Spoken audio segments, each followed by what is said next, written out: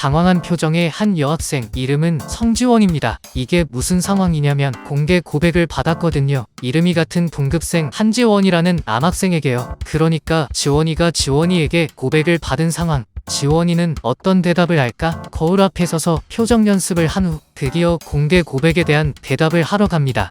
김선빈 감독의 고백할 거야는 겉보기엔 그저 하이틴 로맨스를 다루는 평범한 영화 같겠지만 아마 대구 사람들에겐 조금 특별하게 느껴질 것 같은데요. 바로 처음부터 끝까지 모든 장면을 대구에서 촬영한 작품이기 때문이죠. 노년의 나이로 청소 일을 하며 살아가던 김수와 박원 부부. 코로나 사태가 심각해지면서 점점 일이 줄어들게 됐고 오랜만에 집에서만 있게 되죠. 그러다 이 두 사람은 각자 다른 시간에 시장 앞에서 사진을 인화해주는 트럭을 보게 되면서 이야기는 전개되는데요.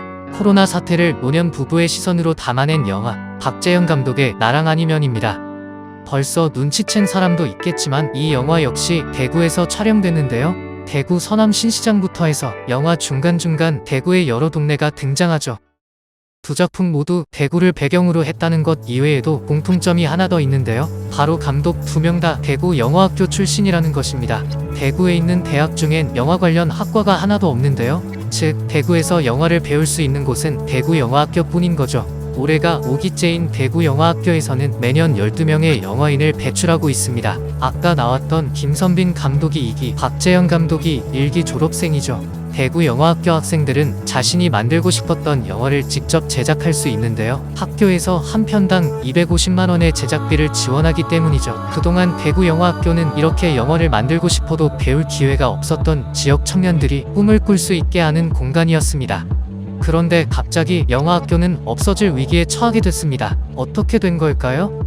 대구 영화학교 같은 경우에는 2019년부터 시작을 했는데 시작할 때부터 영화진흥위원회의 지역영화문화 활성화 지원 사업이라는 사업을 통해 가지고 이제 진행이 되고 있습니다. 그래서 매년 지원받는 사업 전체 예산이 한 1억 2천만 원, 그러니까 2023년 기준으로 그 중에 이제 대구 영화학교에 투입되는 예산이 한 4천에서 5천만 원 정도 됩니다. 그래서 상당 부분 차지를 하고 있는 상황이라서 정말 이제 그 예산이 없어지게 된다면은 저희 이제 뭐 자체 예산으로 하기에는 좀 많이 버거운 상황일 것 같습니다. 2024년 예산안을 발표한 영화진흥위원회. 기존의 지역영화 관련 지원 사업에 쓰이던 12억 원이 전액 삭감된 것입니다. 그간 서울을 제외한 모든 지역에서 12억 원만 가지고 겨우 영화를 만들고 있었는데요. 금액을 쪼개고 쪼개서 영화 제작에 쓰고 있었던 것이죠. 안 그래도 부족했던 예산인데 이번엔 이 예산 자체를 아예 없애버린 것입니다. 그러면서 그동안 지역영화 지원 사업비로 운영되어 오던 대구 영화학교 역시 문 닫을 위기에 놓여지게 된 것이죠. 그렇다면 과연 갑자기 지역 영화 활성화 관련 예산을 아예 없애버린 이유는 뭐였을까요? 이번에 그 예산 심의를 하면서 이제 건전 재정 기조에 따라서 사실 모든 사업들의 그 타당성, 효과성을 이제 원점에서 이제 재검토 이제 했고, 특히 이제 지역 사업 같은 경우는 국가 지자체 이제 민간 간 역할 재조정이 필요하다는 차원에서 좀 삭감이 됐습니다. 지역 사업이 특별히 뭐 어떤 문제가 있어서 그랬다기보다는 중앙 정부에서 해야 되는 거에 좀 우리는 집중을 하자. 나머지는 이제 지자체에서 좀 자율적으로 하는 것으로 하자. 어떤 이번 삭감의 어떤 이유나 명확한 이유나 이걸 모르겠다.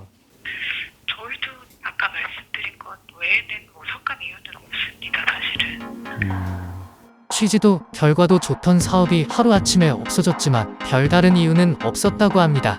이제는 오직 대구를 배경으로 한 영화도, 대구에서 실력 있는 영화 감독도 더 이상 나오기 힘들 것 같네요.